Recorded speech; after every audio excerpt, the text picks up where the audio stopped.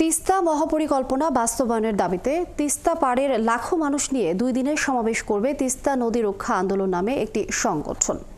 আগামী 17 ও 18 ফেব্রুয়ারি তিস্তা পাড়ের 5 জেলার 11টি পয়েন্টে এই সমাবেশ হবে। শনিবার সকালে রংপুরে নর্থ ভিউ কনভেনশন সেন্টারে এক সম্মেলনে এই আন্দোলনের ঘোষণা দেন তিস্তা নদী রক্ষা আন্দোলনের প্রধান সমন্বয়ক ও বিএনপির রংপুর বিভাগীয় সাংগঠনিক সম্পাদক আসাদুল হাবিব দুলু।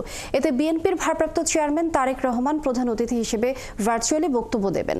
শাহবাইজিদ আহমেদের তথ্য ছবিতে প্রতিবেদন। সানবিট সব দিবে সামাল। সানবিট ম্যাজিক প্রেস ডিশওয়াশিং এর মাথা ঘোরানো সলিউশন। উজানে পানি প্রত্যাহারের কারণে শুষ্ক মৌসুমে তিস্তা নদীর মরণ দশা হয় দীর্ঘদিন, আর বর্ষায় উজানের পানিতে নদীর তীরে বন্যা আর ভাঙনে নিঃস্ব হয় মানুষ।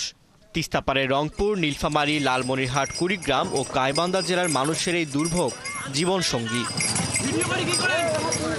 এই দুর্ভোগের সমাধানে তিস্তা মহাপরিকল্পনা বাস্তবায়নের দাবিতে 2 দিনের সমাবেশ করবে তিস্তা নদী রক্ষা আন্দোলন। শনিবার সকালে রংপুরের নর্থ ভিউ কনভেনশন সেন্টারে এই আন্দোলনের ঘোষণা দেন তিস্তা নদী রক্ষা আন্দোলনের প্রধান সমন্বয়ক ও বিএনপির রংপুর বিভাগীয় সাংগঠনিক সম্পাদক আসাদুল হাবিব দুলু। এ সময় তিনি বলেন, তিস্তা মহাপরিকল্পনা বাস্তবায়নের আন্দোলন উত্তরাঞ্চলের 2 কোটি মানুষের। বিক্ষিপ্ত বিচ্ছিন্নভাবে কোনো কাজ করার প্রয়োজন নেই। আমরা দীর্ঘদিন কষ্ট করেছি, আরও হয়তো আমরা কিছুদিন কষ্ট করতে চাচ্ছি, কিন্তু আমরা চাচ্ছি সম্মিলিত একটি পরিকল্পনার মাধ্যমে তিস্তা নদী শাসন করা হোক, খনন করা হোক এবং তিস্তা পাড়ের মানুষের দুঃখ দুর্দশা লাঘব করা হোক। তিনি আরও বলেন, সাবেক সরকারের নতজানু পররাষ্ট্রনীতির কারণে তিস্তার পানি চুক্তি আলোর মুখ দেখেনি।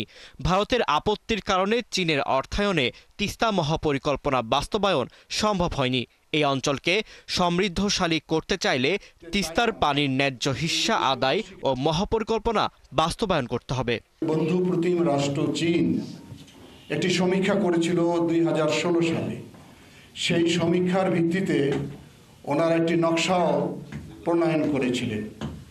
সেই নকশার ভিতরে ছিল তিস্তা যে প্রশস্ত হয়েছে 8 থেকে 8.5 কিলোমিটার, এটাকে কমিয়ে ওরা 1.5 কিলোমিটারে নিয়ে আসবেন। 2 দিকে প্রশস্ত রাস্তা তৈরি করবেন, গাইড বাঁধ দিয়ে দিবেন, স্যাটেলাইট শহর করবেন।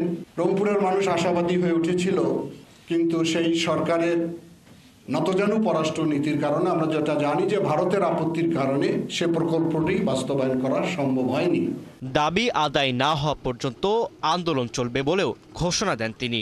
আন্দোলনে বিএনপির মহাসচিব মির্জা ফখরুল ইসলাম আলমগীর সহ দলের জাতীয় নেতৃবৃন্দ, বিভিন্ন সামাজিক সাংস্কৃতিক সংগঠন, তিস্তা বাঁচাও আন্দোলনের নেতাকর্মী, পানি বিশেষজ্ঞ ও নাগরিক সমাজের প্রতিনিধিরা সংহতি জানাবেন। ভার্চুয়ালি যোগ দিবেন বিএনপির ভারপ্রাপ্ত চেয়ারম্যান তারেক রহমান। ফারদিন নীরব, ৭১।